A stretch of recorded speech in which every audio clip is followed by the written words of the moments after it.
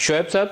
آپ اس پہ کیا کہتے ہیں؟ یہ کیا ڈویبل آپشن ہے؟ بجٹ کو پاس کروا کے آگے بڑھ جائیں تو میرے خیال میں کوئی مذاکرہ نہیں ہے، صرف 6-7 ہفتے کی دوری کے اوپر ہے، کوئی بہت بڑا کوئی سے فرق نہیں پڑنے والا۔ نہ عمران خان کی مقبولیت ایک دم زمین پہ آ جائے گی، نہ شہباز شریف کو 4 نکل آئیں گے، نہ کہ وہ اڑ جائیں گے ہوا میں۔ تو میرے خیال میں اس پہ کوئی کام کرنا چاہیے انہیں، سیاسی جماعتوں کو۔ دیکھیں ندیم ملک صاحب، میں تو کہتا ہوں کہ سیاسی جماعتوں کو سیریسلی اپنے ہاتھ میں رکھنے کے لیے سنجیدگی کا مظاہرہ کرنا چاہیے، اور اس کے لیے جو وائبل سولوشن ہو یہ سارے مل بیٹھ کے اس کا ریزالو کریں۔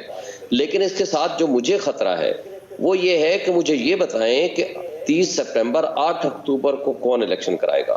یہی انٹرم سیٹ اپ جو آگے آئے گا، فرض کر لیتے ہیں میں 13 اگست کو بھی گزار دیتا ہوں، میں 1 جولائی کی ڈیزولوشن آف اسمبلی بھی نہیں کرنا، فرض کرو میں نہیں دیکھنا چاہتا۔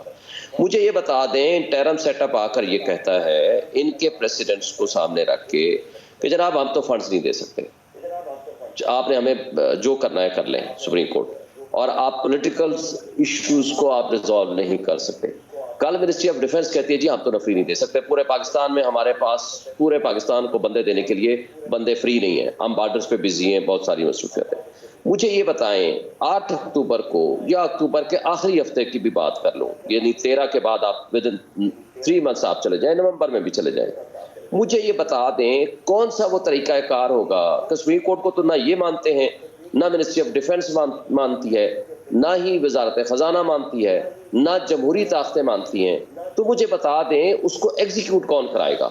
اس 8 اکتوبر کو یا 8 نومبر کو بھی؟ میں اس میں الیکشن کون کرائے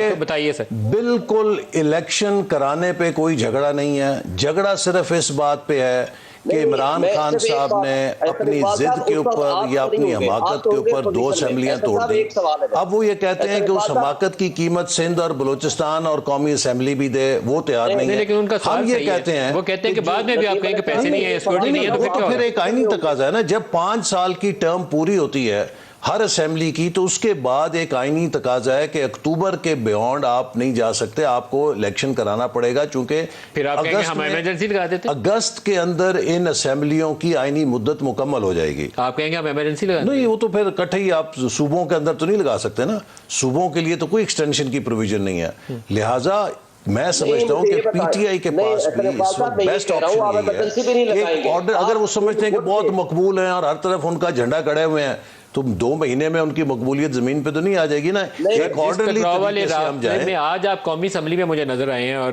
نور عالم کی تقریر اور خواجہ آصف کی، مجھے لگتا یہ ہے کہ آپ سپریم کورٹ کو انسائٹ کر رہے ہیں کہ آئے اور وہ شہباز شریف کو نااہل قرار دیں، ڈسکوالیفائی کریں کنٹیمپٹ کے اندر، اور آپ پھر آگے اسے وہ شہید کروا کے ان کو میدان میں نکلیں۔ آپ بڑے ادب کے ساتھ، بڑے ادب کے ساتھ، آج تو تقریروں میں ادب، بڑے ادب کے ساتھ سپریم کورٹ کو آج بھی نہ صرف ہم نے، پاکستان کی تمام بار کاؤنسل نے استدعا کی ہے کہ خدا کے لیے جو متنازع ججز ہیں ان کو بینچ سے علیحدہ کریں، فل کورٹ بینچ بنائیں، اور جو بھی اجتماعی دانش سپریم کورٹ کی فیصلہ کرے گی اس کو سب تسلیم کریں۔ سر آج پارلیمان کے اندر استدعا نہیں تھی، آج تو آپ باقاعدہ میدان جنگ سجا رہے تھے، طبلِ جنگ بجا رہے تھے۔ نہیں، وہ طبلِ جنگ نہیں، دیکھیے وہ تو پھر یہ ہے کہ جب آپ پارلیمنٹ کی قانون سازی کو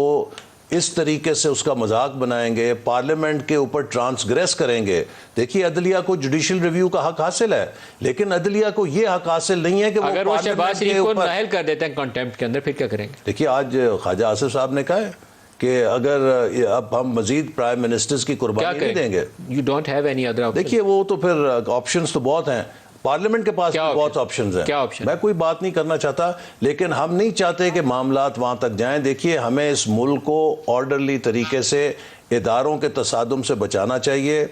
پارلیمنٹ اپنا کام کرے، عدلیہ اپنا کام کرے، اور جو الیکشنز ہیں وہ تمام صوبوں کے اندر اکٹھے ہوں، اس پہ ہماری کمٹمنٹ ہے، تو پاکستان آگے چلے گا۔